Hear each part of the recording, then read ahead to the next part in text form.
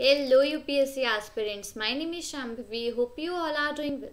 So अब हम लोग यहाँ पे chapter number 2 that is diversity and discrimination, इसकी अब हम लोग यहाँ पे डिस्कस करेंगे समरी. ठीक है, ये चैप्टर नंबर 2 है from politics class 6th. Great. So मैं स्टार्ट करती हूँ यहाँ पे इस रिस्पेक्टिव चैप्टर का discussion and that is in the summary format. Okay, कई बार ऐसा होता है कि हम जैसे कि किस तरीके से रहते हैं या कौन सी लैंग्वेजेस हम बोलते हैं, हम लोग जिस तरीके का खाना खाते हैं या जिस तरीके के गेम्स खेलते हैं, ये सारी चीज़ें डिफाइन करती हैं जो हम एक्चुअली हैं. राइट, क्योंकि हर एक पर्सन का अपना अलग अलग रहने का तरीका होता है. हर एक पर्सन, मान लीजिए हिंदी ही कोई बोलता है तो हिंदी बोलने का भी सबका अपना अलग अलग एक्सेंट होता है, सबका अलग अलग तरीका होता है. राइट, तो हर एक पर्सन से डिफरेंट होता है. सिंपली ये सारी चीज़ें मिलके एक्चुअली आपको वो बनाती हैं जो आप रियलिटी में हो. तो अब ये सारी चीज़ें, एक तो सबसे ज़्यादा फैक्टर जो डिपेंड करता है that is your geography and history. मतलब कि ज्योग्राफी और हिस्ट्री जहाँ पर आप रहते हो. आप कंपेयर करो, जो साउथ के पीपल होते हैं उनका बोलने का तरीका, उनका बोलने का एक्सेंट, सब चीज़ें अलग होती है. जो नॉर्थ के पीपल होते हैं उनका एज वेल डिफरेंट होता है. राइट, तो इट डिपेंड्स कि आप किस तरीके की जगह पे रहते हो. राइट, तो अब आपको इससे एक आइडिया मिल जाएगा कितना सारा डाइवर्स हमारा इंडिया है. अगर आप इस स्टेटमेंट को समझोगे, दैट इज वर्ल्ड में टोटल 8 रिलीजन्स हैं और हर एक रिलीजन इंडिया में प्रैक्टिस किया जाता है. मतलब हर एक रिलीजन इंडिया में है. मोर देन 1600 लैंग्वेजेस हैं जो कि लोगों की, मतलब जो कि पीपल की मदर टंग है, और 100 से ज़्यादा डांस फॉर्म के तरीके हैं इंडिया में. अब आप इस जो मैंने यहाँ पे स्टार्ट्स बोला है, अब आप इससे ये अंदाज़ा लगा लो कि कितना ज़्यादा डाइवर्स है इंडिया. राइट, तो ये जो डाइवर्सिटी है, बट ये हमेशा सेलिब्रेट नहीं होती है. क्यों? क्योंकि हम, जो लोग हमारे तरीके के होते हैं, जो लोग हमारे खुद के कल्चर के होते हैं, हम उनसे ज़्यादा सेफ फील करते हैं, ज़्यादा सिक्योर हम उन लोगों के साथ फील करते हैं जो हमारे कम्युनिटी के होते हैं. राइट, हम लोग, जो लोग हमारे तरीके ड्रेस होते हैं, जो हमारे तरीके के सोचते हैं, हम उनके साथ ज़्यादा सेफ और ज़्यादा सिक्योर होते हैं. राइट, कई बार हम ऐसे लोगों से मिलते हैं जो हमसे बहुत ज़्यादा डिफरेंट होते हैं. ठीक है, तो हमको उनके साथ स्ट्रेंज लगता है, अनफेमिलियर हमको लगता है उनके साथ. राइट, कई बार ऐसा होता है कि हम समझ नहीं पाते हैं या रीज़न कुछ होता है कि लोग हमसे डिफरेंट क्यों होते हैं. ठीक है, लोगों के अपने अलग अलग ओपिनियंस होते हैं, अपने अलग अलग एटीट्यूड्स होते हैं, और कई बार ऐसा होता है कि हमें उनका वो ओपिनियन या उनका वो एटीट्यूड हमें नहीं पसंद आया होता है. राइट, तो विलेजर्स के लिए, मतलब ऐसा मानना है कि ऐसा कहा जाता है, कुछ यहाँ पे एक्चुअली स्टेटमेंट्स कुछ मेंशन है, आप उसको पढ़ लीजिएगा. तो इस स्टेटमेंट से ये कहा जाता है कि जो विलेजर्स होते हैं वो इग्नोर करने वाले होते हैं, और जो पीपल सिटी के होते हैं, मतलब विलेजर्स जो होते हैं उनको ऐसा लगता है कि जो सिटी के लोग हैं वो काफ़ी मनी माइंडेड और काफ़ी लेजी होते हैं. अब ये क्या है? ये हमने एक ओपिनियन बना लिया लोगों के ऊपर.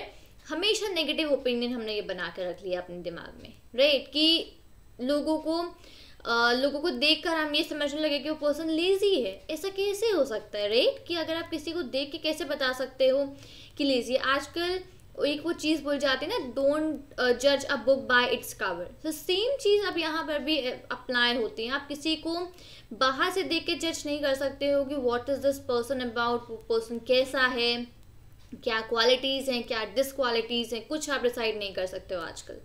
राइट, तो अब ये सारे स्टेटमेंट्स, जैसे कि अब आपने ये स्टेटमेंट बना लिया कि सिटी के जो लोग होते हैं वो बहुत लेजी होते हैं, ये क्या है? एक प्रेजुडाइज है. ये एक आपने नेगेटिव स्टेटमेंट अपने दिमाग में बना कर रख ली है किसी पर्सन के बारे में. इसको बोलते हैं हम लोग प्रेजुडाइसेस. मतलब कि किसी दूसरे पर्सन को किसी नेगेटिव बात के लिए जज करना, किसी दूसरे पर्सन को नेगेटिवली जज करने को हम लोग बोलते हैं प्रेजुडाइज. ठीक है, मान लीजिए आपका कोई फ्रेंड है, आपने उस मतलब okay, not a friend, let's say आपके कुछ क्लासमेट्स हैं. ठीक है, अब उन क्लासमेट्स में आपने कुछ पीपल को नेगेटिवली किसी बेसिस पर जज कर लिया. राइट, तो अब आपने क्या, एक नेगेटिव थिंकिंग बना के रख लिया अपने माइंड में उस पर्सन के बारे में. That is called as prejudice. ठीक है, तो जब हम किसी के लिए, किसी पर्टिकुलर चीज़ के लिए सोचते हैं या उसके बारे में कोई अच्छी चीज़ सोचते हैं, तो ऑब्वियस सी बात है कि हम उसको रिस्पेक्ट भी करते हैं। अब आपने किसी के बारे में कोई नेगेटिव बात मन में बिठा कर रख ली, तो क्या आप रिस्पेक्ट करोगे उस पर्सन को जाके? नहीं, आप नहीं करोगे, राइट? क्योंकि आपने एक प्रेजुडाइज बना लिया है कि पर्सन ऐसा है, so why will you respect that person, right? तो जैसे कि एक एग्जांपल लेते हैं कि जैसे कि इंग्लिश एक बहुत अच्छी लैंग्वेज है, ठीक है। अब जो लोग इंग्लिश बोल लेते हैं उनको लगता है कि जो हम इंग्लिश बोल लेते हैं और जो दूसरा इंग्लिश नहीं बोल पाता है, वो दूसरे इंग्लिश बोलने वाले पर्सन को नेगेटिवली जज करने लग जाते हैं कि अरे बताओ ये पर्सन इंग्लिश नहीं बोल पाता है, ऐसा है वैसा है, नेगेटिव जज करने लग जाते हैं। ये क्या है, प्रेजुडाइसेस बना लेते हैं लोग, राइट? और इसका रिजल्ट क्या होता है कि आप हो सकता है उन लोगों को रिस्पेक्ट ना करो जो इंग्लिश नहीं बोलते हैं, हो सकता है आप उन लोगों को रिस्पेक्ट ना करो, राइट? ये इसका इफेक्ट हो सकता है, राइट? तो जब हम प्रेजुडाइज बहुत सारी चीज़ों के लिए बना लेते हैं, जैसे कि हम प्रेजुडाइज क्या, किसी के रिलीजन को देख के हम उसके लिए सोचने लग जाते हैं, किसी की स्किन के कलर को देखने के लिए देख के सोचने लगते हैं, किसी के रीजन, जो किस रीजन से वो पर्सन आया है, या किस तरीके का एक्सेंट वो पर्सन यूज़ करता है, किसी के कपड़े वो पहनता है, इस तरीके की इन सारी चीज़ों के बेसिस पे हम प्रेजुडाइसेस बना लेते हैं। मान लीजिए कोई किसी दूसरे रिलीजन का है, तो अब आपने ऐसा प्रेजुडाइज बना लिया कि इस रिलीजन के लोग अच्छे नहीं होते हैं, इस रिलीजन के लोग ऐसा करते हैं, इस रिलीजन के लोग वैसा करते हैं। तो क्या है, ये आपने नेगेटिव थिंकिंग रख ली अपने दिमाग में, राइट? ये आपने प्रेजुडाइसेस बना लिए अपने दिमाग में। अब इससे फ़र्क क्या होता है कि जो प्रेजुडाइसेस जब आप बना लेते हो वो इतनी ज़्यादा स्ट्रॉन्ग कभी कभी हो जाते हैं कि आप जो दूसरे रिलीजन के लोग होते हैं या जो दूसरे लोग होते हैं इसके बारे में आपने प्रेजुडाइज बनाया है, आप उस पर्सन से फ्रेंडशिप तक नहीं करना चाहते हो। कभी कभी प्रेजुडाइसेस इतने ज़्यादा स्ट्रॉन्ग हो जाते हैं, और कई बार इन प्रेजुडाइसेस इतने ज़्यादा स्ट्रॉन्ग हो जाते हैं, इस वजह से आप कई बार ऐसा होता है कि आप लोगों को बहुत अलग अलग तरीके में हर्ट भी कर देते हो, ठीक है? तो ये एक्चुअली जब आप किसी के बारे में कोई नेगेटिव थिंकिंग वगैरह बना लेते हो ना, तो उसको हम लोग बोलते हैं prejudice. Next, creating the stereotypes, एक और टर्म आया यहाँ पे। अब मे बी आपको जेंडर डिफरेंस के बारे में तो आप फेमिलियर हो गए ही, आपने काफ़ी सुना भी होगा स्टीरियोटाइप्स। जैसे कि एक स्टीरियोटाइप क्या बना लिया गया था एक्चुअली, अभी तो फिलहाल काफ़ी कम हो गई सारी चीज़ें, बट हाँ पहले के टाइम पे बहुत था। ये स्टीरियोटाइप था कि जो गर्ल्स हैं वो लड़कियां जो है वो घर का काम करने के लिए बनी हैं, और लड़के वो हैं वो बाहर जाके अपना कमाते हैं, राइट? ये एक स्टीरियोटाइप था जो कि बना लिया गया। तो कौन बनाते हैं स्टीरियोटाइप्स? आप ही लोग बनाते हैं, हम ही लोग बनाते हैं सारे स्टीरियोटाइप्स, राइट? कि जो लड़कियां हैं वो सिर्फ घर पे रह के घर का काम करेंगी, और लड़के बाहर जाके घर की लाइवलीहुड के लिए अर्निंग करेंगे। ये क्या है, ये स्टीरियोटाइप्स है, ठीक है? ये आप जो नेगेटिव थिंकिंग अपने दिमाग में बना लेते हो, स्टीरियोटाइप्स ऐसे बनते हैं, ठीक है? इससे क्या मतलब कि बॉय है कि गर्ल है, राइट? में अब आप इसमें से बहुत सारे लोग ये कहोगे कि हम we are born as a boy और we are born as a girl, ठीक है? अब इसको हम लोग आगे यहाँ पे समझते हैं एक्चुअली इन चीज़ों को। मे बी आपने एक स्टेटमेंट तो सुनी ही होगी कि दे डोंट क्राई, ठीक है? कि वो लोग रोते नहीं हैं। ये जो एक जनरली जो क्वालिटी है ना, ये बॉयज़ और मेन के साथ ये क्वालिटी एसोसिएट होती है, ठीक है? जो जैसे कि बेबीज़ और जो चिल्ड्रन जैसे बॉयज़ होते हैं, जो भी अगर वो कभी बचपन में गिर जाते हैं या उनके चोट लग जाती है, तो उनके पेरेंट्स और उनके फैमिली मेम्बर्स उनको क्या कह के संभालते हैं कि रो नहीं, तुम एक लड़के हो। बॉयज़ ब्रेव होते हैं और लड़के रोते नहीं, ये स्टेटमेंट जो है ये यूज़ करते हैं। अब जैसे जैसे बच्चे बड़े होते जाते हैं वो इन स्टेटमेंट्स को बिलीव करने लग जाते हैं, ठीक है? बॉयज़ फिर उसके बाद ये बिलीव करने लगता है कि लड़के रोते नहीं हैं, ठीक है? लेकिन फिर इसके बाद ऐसा होता है कि अगर कोई बॉय है उसको अगर रोना भी आता है तो अपने आप को रोक लेता है रोने से, ठीक है? उसको ऐसा भी लगने लगता है आगे चल के जो क्राइंग एक वीकनेस का साइन होता है, ठीक है? तो इवन दो बॉयज़ हों या गर्ल्स हो, कई बार वो ऐसा होता है कि अगर मतलब उन्हें अगर रोना आ भी रहा होता है या फिर वो गुस्सा बहुत ज़्यादा उनको आ रहा होता है, पेन में होते हैं, बट वो तब भी नहीं रोते हैं। वो अपने आप को धीमे धीमे इस तरीके से समझाना लग जाते हैं कि नॉट टू क्राई, ठीक है? तो अब ऐसा होता है कि अगर कोई ग्रोन बॉय है, अगर वो रो रहा है तो उसको ऐसा लगता है कि दूसरे उसको चिढ़ाएंगे या फिर उस पर हंसेंगे, ठीक है? तो अपने आप को रोने से दूसरों के सामने रोने से अपने आप को रोकता है। ये एक तरीका है जिससे कि बॉयज़ और this is how girls are. अब ये जो स्टेटमेंट है इसको हम लोग कॉन्स्टेंटली सुनते रहते हैं और सुनते सुनते हम इनको एक्सेप्ट भी करने लग जाते हैं बिना सोचे समझे। ठीक है, हम लोग ये बिलीव करने लग जाते हैं जो भी स्टेटमेंट्स हैं, और हम उन्हीं स्टेटमेंट्स के हिसाब से बिहेव भी करने लग जाते हैं। ठीक है, तो अब एक गर्ल की और एक बॉय की जो इमेज जो सोसाइटी ने बना रखी है, हम उसी इमेज में अपने आप को किसी तरीके से फिट कर देते हैं और वही इमेज लेके हम पूरे में घुमा करते हैं। This is what is happening. ठीक है, ये जो स्टीरियोटाइप्स बना दिए गए हैं कि गर्ल की इमेज ऐसी होती है, बॉय की इमेज वैसी होती है, तो ये सारे स्टीरियोटाइप्स बनाए गए। एक और एग्जांपल, अब आप एक ये स्टेटमेंट ले लो, बहुत सुने होंगे आपने ऐसे स्टेटमेंट कि वो मतलब लड़कियां बहुत सॉफ्ट और जेंटल होती हैं, बहुत वेल बिहेव्ड होती हैं। ठीक है, तो क्या जब जो लड़कियां जैसे जब उन लड़कियों की बर्थ होती है, जन्म होता है, तो क्या है अपनी क्वालिटी अपने साथ लेकर के आती हैं? नहीं, ऐसा तो नहीं होता है।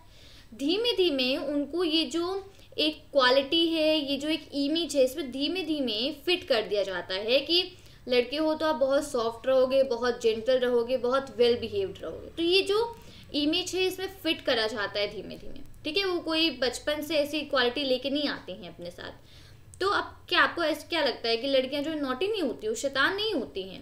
राइट, ऐसा तो होता नहीं है। तो ये क्या है कि जो लोग होते हैं वो एक इमेज बना लेते हैं। ठीक है, एक इमेज में लोगों को फिट करने की कोशिश करते हैं, फिक्स करने की कोशिश करते हैं, और इसी बात के हम लोग स्टीरियोटाइप्स बना लेते हैं। ठीक है, आई होप आपको ये चीज़ समझ में आई होगी जो मैंने यहाँ पर बोली है। ठीक है,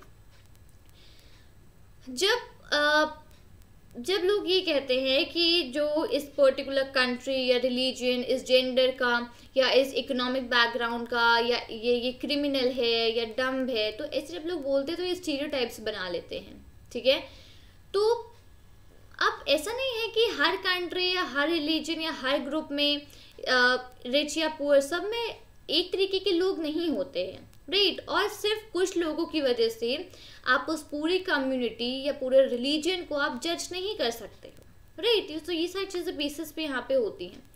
अब स्टीरियोटाइप्स क्या होता है, इसका डिसएडवांटेज, स्टीरियोटाइप का डिसएडवांटेज ये होता है कि आप किसी पर्सन के बारे में अगर आपने कोई स्टीरियोटाइप बना लिया है तो उसकी जो इंडिविजुअल क्वालिटी, अच्छा ऐसा होता है कि हर एक पर्सन में कोई ना कोई क्वालिटी होती है। अब आप हो, आप में भी कोई ना कोई क्वालिटी ज़रूर होगी। राइट, कोई ना कोई स्पेशल स्किल होगी, कोई ना कोई स्पेशल क्वालिटी ज़रूर होगी। अगर आप स्टीरियोटाइप्स बना लेते हो तो आप ये जो क्वालिटीज़ हैं दूसरे लोगों, दूसरे पर्सन की, या जो स्पेशल क्वालिटीज़ हैं, ठीक है, जो हर एक इंडिविजुअल पास होती हैं, आप उन क्वालिटीज़ को नहीं देख पाते हो क्योंकि आपने स्टीरियोटाइप बना रखा है। राइट, तो जितने भी लार्ज नंबर ऑफ लोग हैं आप सबको एक ही इमेज में फिट कर देते हो। ठीक है, एक ही पैटर्न, एक ही इमेज में आप फिट कर देते हो। स्टीरियोटाइप्स जो हैं वो हमको बहुत सारी जो हमको चीज़ पसंद होती है, जो हमारी हॉबी होती है, हमको जो चीज़ पसंद होती है, उसको भी आपको बहुत सारे स्टीरियोटाइप्स ऐसे हैं जो रोकने से करने से रोकते हैं। एक एग्जांपल देती हूँ आपको। यहाँ पे सुना होगा आपने कि लड़कियां जो हैं, लड़कियां घर का खाना बनाने के लिए होती हैं और लड़कों को बाहर काम करने जाना होता है फॉर अर्निंग द मनी। ठीक है, अब मान लीजिए कोई पर्सन है, कोई मेल है, कोई मेन है जिसको कि खाना कुकिंग करना अच्छा लगता है। ठीक है, उसको कुकिंग में इंटरेस्ट है, वो कुकिंग अच्छी भी कर लेता है, वो अपने परस्यू करना चाहता है उसी में, उसी को अपना काम आगे बढ़ाना चाहता है, लेकिन नहीं, वो नहीं कर सकता। क्यों? क्योंकि स्टीरियोटाइप बना है कि सिर्फ लड़कियां खाना बनाएंगी और जो लड़के हैं वो बाहर घर से बाहर जाके अर्निंग करेंगे लाइवलीहुड के लिए। तो इस तरीके के स्टीरियोटाइप्स जो हैं वो आपकी जो एक्चुअली क्वालिटी है उसके लिए भी, जो आप काम करना चाहते हो उस पर बहुत ज़्यादा इफेक्ट करते हैं ये स्टीरियोटाइप्स। ठीक है, इनइक्वालिटी और डिस्क्रिमिनेशन। डिस्क्रिमिनेशन कब होता है? डिस्क्रिमिनेशन तब होता है जब आप किसी के बारे में प्रेजुडाइसेस और स्टीरियोटाइप्स पे जब आप एक्ट करते हो, तब आप लोगों में डिस्क्रिमिनेशन मतलब कि भेदभाव करना चालू कर देते हो। अब ये सारी चीज़ें को रिलेटेड हैं गाइस, ठीक है, इसको ध्यान रखिएगा। प्रेजुडाइस, स्टीरियोटाइप और डिस्क्रिमिनेशन तीनों चीज़ें को रिलेटेड हैं। जब आप प्रेजुडाइसेस बनाओगे, जब आप स्टीरियोटाइप्स बनाओगे, तो ऑब्वियसली आप डिस्क्रिमिनेशन मतलब भेदभाव करोगे ही। ठीक है, ठीक है, अगर आप कोई काम करते हो तो जैसे होता है कि अगर कोई आपको किसी रिस्पेक्टिव एक्टिविटी में या जॉब में या नेबरहुड में किसी में काम लेने से मना कर दे, ठीक है, या आपसे कोई कहे कि आप यहाँ से पानी नहीं ले सकते हो, या कोई मना कर दे कि तुम हमारे साथ बैठ के चाय नहीं पी सकते हो, तो कितना बुरा लगता है, राइट। तो क्या कर रहे हो आप, ये डिस्क्रिमिनेट कर रहे हो, राइट, यू आर डिस्क्रिमिनेटिंग, आप भेदभाव कर रहे हो कि क्यों भाई, क्यों वो पानी यहाँ से क्यों नहीं ले सकता, क्यों आपके साथ बैठ के चाय नहीं पी सकता है, राइट। तो ये डिस्क्रिमिनेशन, भेदभाव आप कर रहे हो उस पर्सन के प्रति, ठीक है। डिस्क्रिमिनेशन जो होते हैं वो बहुत सारे रीजंस की वजह से होते हैं, जैसे कि अब आपने प्रोबेबली, हम लोगों ने पहले पढ़ा समीर 1 और समीर 2, रिमेम्बर आपको याद हो तो, वो दोनों एक दूसरे से कैसे डिफरेंट थे, कई तरीके से डिफरेंट थे, जैसे कि वो दोनों डिफरेंट रिलीजन्स को बिलोंग करते थे, डाइवर्सिटी के एस्पेक्ट में डिफरेंट थे वो, और ये सारी चीज़ें थी, राइट। अब ये जो डाइवर्सिटी है ये भी एक सोर्स है डिस्क्रिमिनेशन का, ठीक है। कुछ ग्रुप ऑफ पीपल कुछ अलग लैंग्वेज बोलते हैं, कुछ अलग लैंग्वेज, कोई दूसरा रिलीजन फॉलो करता है, कोई स्पेसिफिक रीजन फॉलो करता है, तो ये डिफरेंट चीज़ें हैं, राइट। तो इन्हीं के बेसिस में लोग एक दूसरे में भेदभाव करने लग जाते हैं, इन्हीं बेसिस पे लोग एक दूसरे पे डिस्क्रिमिनेशन करने लग जाते हैं, उनके कस्टम्स, उनके प्रैक्टिसेस, इन सारी चीज़ों के बेसिस पे लोग भेदभाव करते हैं, ठीक है। अब इसका दूसरा डिफरेंस ये है कि जो दोनों समीर थे वो इकोनॉमिक बैकग्राउंड में मतलब काफ़ी एक काफ़ी रिच था, एक काफ़ी पुअर था। तो अब ये भी एक डिफरेंस एक्चुअली इसमें आ जाता है, इसमें डिस्क्रिमिनेशन में on the basis of poor and the rich, ठीक है, ठीक है। अब जो पुअर पीपल होते हैं उनको ऑफिसेज में, हॉस्पिटल्स में, स्कूल्स में, इन सब में काफ़ी भेदभाव, डिस्क्रिमिनेशन वगैरह फेस करना पड़ता है, उनको लोग अच्छी तरीके से नहीं ट्रीट करते, क्यों, क्योंकि वो पुअर हैं, इस वजह से।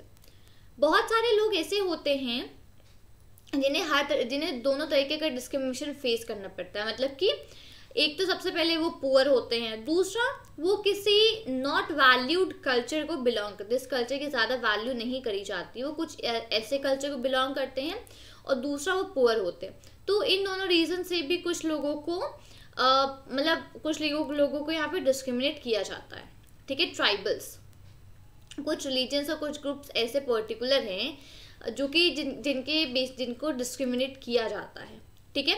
फर्दर हम लोग यहाँ पे अब आगे पढ़ेंगे यहाँ पे डिटेल, हाँ, ऑन बीइंग डिस्क्रिमिनेटेड अगेंस्ट, इसको पढ़ते हैं हम लोग यहाँ पे। अब लोग जो हैं, लोग अलग अलग काम करते हैं, जैसे कि teaching, carpentry, pottery, weaving, fishing, farming, बहुत सारे काम हैं, वो अपनी लाइवलीहुड चलाने के लिए, अपने घर चलाने के लिए बहुत अलग अलग तरीके के काम करते हैं, ठीक है।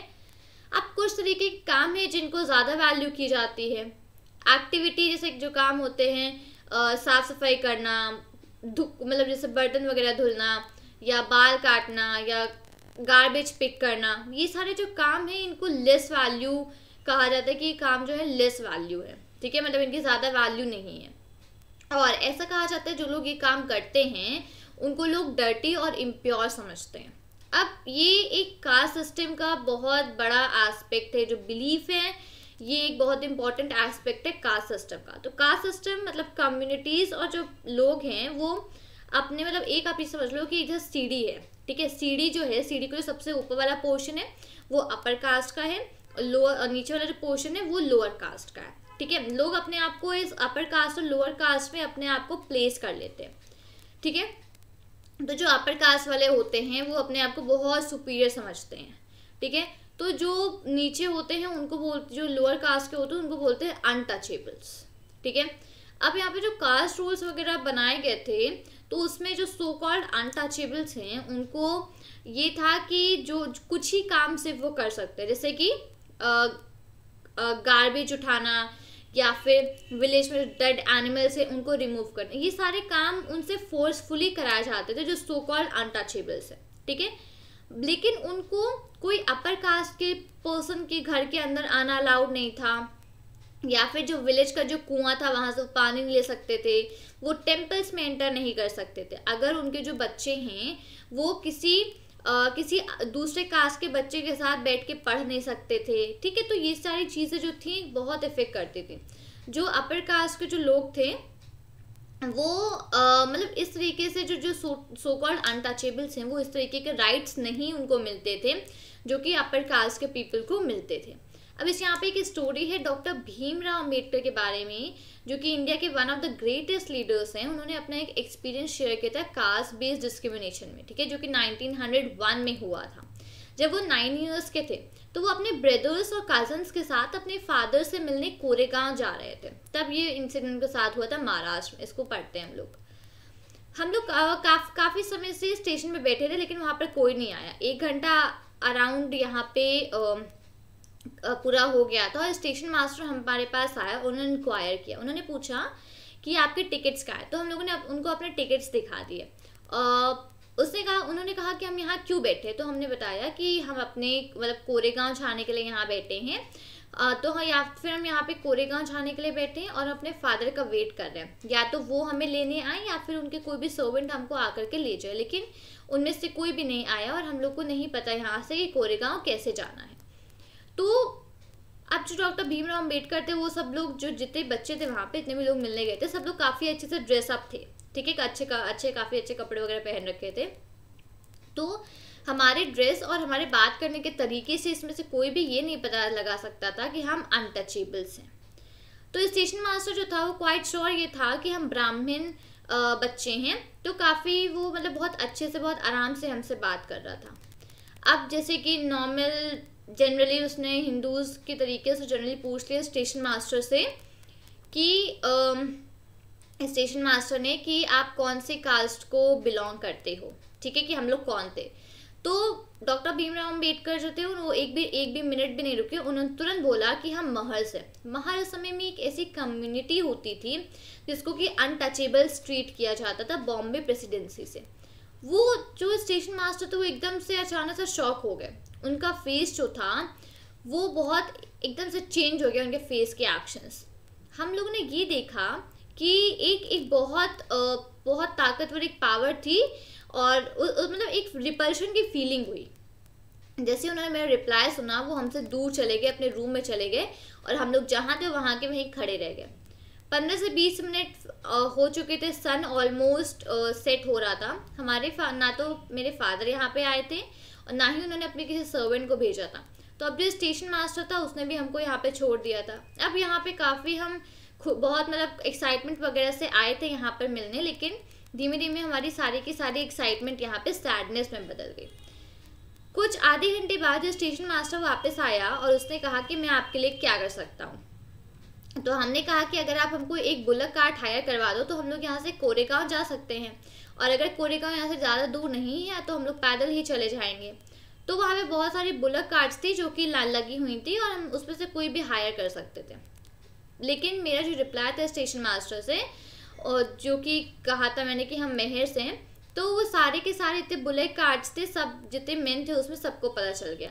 तो अब उसमें से कोई भी तैयार नहीं हो रहा था कि हमको वहाँ से कोरेगांव ले जाने के लिए। कोई भी नहीं चाहता था कि वो पॉल्यूटेड हों, तो कोई भी पैसेंजर्स को हम लोग को ले जा अनटचेबल क्लास के लोगों को ले जाने के लिए तैयार नहीं था। हम लोग का जो अमाउंट था, जो फेयर था, वो भी हमने डबल कर दिया था, मनी भी डबल कर दिया था, लेकिन कोई भी नहीं हम लोग को वहाँ पर ले जाने के लिए तैयार था। तो ये स्टोरी जो थी, ये स्टोरी डॉक्टर भीमराव अंबेडकर की थी। उन्होंने ये जो अनटचेबिलिटी है ये उन्होंने फेस की थी 1901 में, जब वो 6 ईयर्स के थे। अब आप इस चीज़ को इमेजिन कर सकते हो कितना डिफ़िकल्ट है लोगों के लिए एक जगह से दूसरी जगह जाना, कितना इंसल्टिंग होता है, कितना हर्टफुल होता है उन लोगों के लिए एक जगह से दूसरी जगह जाना। जब कोई आपको रिफ्यूज़ कर देता है टच करने से, या आप सेम सोर्स से पानी नहीं पी सकते, तो कितना हर्टफुल होती है सारी चीज़ें, राइट। तो ये छोटा सा जो इंसिडेंट है ये शो करता है कि एक जगह से दूसरी जगह जाना कितना डिफ़िकल्ट टास्क है, ठीक है। तो अब यहाँ पे ये एक डिस्क्रिमिनेटरी मैनर में लोगों ने एक्ट किया था, ठीक है। तो इस स्टोरी से हमको ये पता चलता है कि जो कास्ट बेस्ड डिस्क्रिमिनेशन है, ठीक है, वो सिर्फ दलित्स जो है सिर्फ उनके लिए, उनके अंडरटेकिंग के लिए नहीं है, लेकिन हाँ इकोनॉमिक एक्टिविटीज़ वगैरह भी इसको काफ़ी डिनाई करती हैं, ठीक है।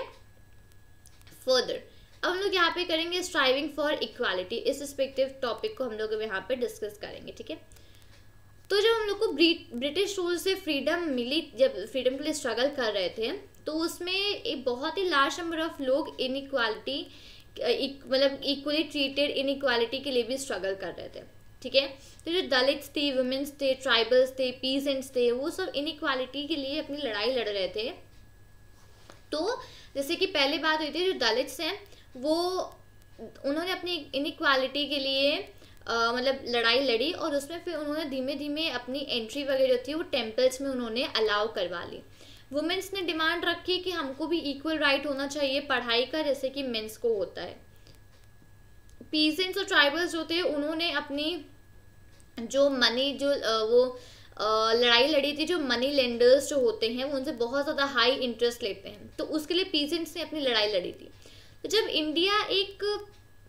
इंडिया एक नेशन बना 1947 में, तो हमारे जो लीडर्स थे उन्होंने अलग अलग तरीके की जो इनइक्वालिटीज़ एग्जिस्ट करती हैं उनके बारे में वो काफ़ी ज़्यादा कंसर्न थे। तो जो लोग कॉन्स्टिट्यूशन ऑफ इंडिया जिन लोगों ने लिखा है, तो उसमें एक डॉक्यूमेंट था जिसमें कि रूल्स का जो डॉक्यूमेंट बनाया गया था, उसमें नेशन के जो फंक्शन वगैरह हैं, उसकी अवेयरनेस, उसके तरीके, उसमें काफ़ी सारी चीज़ें जो लीगल हैं, अनलीगल सारी चीज़ें मेंशन करी गई थी। उसमें ये था कि जो लोग हैं वो अपना खुद का जो काइंड ऑफ वर्क, मतलब जिस तरीके के काम वो करना चाहते हैं, वो एब्सोल्युटली उसको चूज़ कर सकते हैं, ठीक है। गवर्नमेंट जॉब्स जो होती हैं वो हर एक पीपल के लिए ओपन होती हैं, और जो कॉन्स्टिट्यूशन जो प्लेस किया गया, जो रिस्पॉन्सिबिलिटी गवर्नमेंट के ऊपर थी, उसमें कई सारे ऐसे स्टेप्स लिए गए जो कि right to equality for poor और मार्जिनल कम्युनिटीज़ के बेसिस पर थे। तो कॉन्स्टिट्यूशन के राइटर्स थे उन्होंने ये बोला कि उन्होंने कहा कि डाइवर्सिटी के लिए जो रिस्पेक्ट है ये एक सिग्निफिकेंट एलिमेंट है, ये इक्वालिटी को इंश्योर करने के लिए, ठीक है। उन्होंने मतलब उनको ऐसा लगा दे फेल्ट कि मतलब कि जो फ्रीडम है अपना रिलीजन फॉलो करने का, अपने जो भी लैंग्वेज है उसको स्पीक करने का, अपने फेस्टिवल सेलिब्रेट करने का, ये सारी चीज़ें एकदम फ्रीली लोगों को एक्सप्रेस करना चाहिए, ठीक है। कोई भी लैंग्वेज या रिलीजन या फेस्टिवल किसी के लिए कंपलसरी नहीं है फॉलो करने के लिए, ठीक है। तो गवर्नमेंट को जितने भी रिलीजन्स वगैरह हैं उन सबको इक्वली ट्रीट करना चाहिए, ठीक है। तो इंडिया जब एक सेक्युलर कंट्री बना और लोग वहाँ पे डिफरेंट रिलीजन्स और फेथ वगैरह को फ्रीडम को प्रैक्टिस करने लगे, रिलीजन्स को अपने फॉलो करने लगे बिना किसी डर के, डिस्क्रिमिनेशन वगैरह को, ठीक है। तो जैसे कि ऐसे कहा जाता है कि important element for our unity, ठीक है, we all live together and respect one another, हम लोगों को सबको एक साथ रहना चाहिए और एक दूसरे को रिस्पेक्ट करना चाहिए।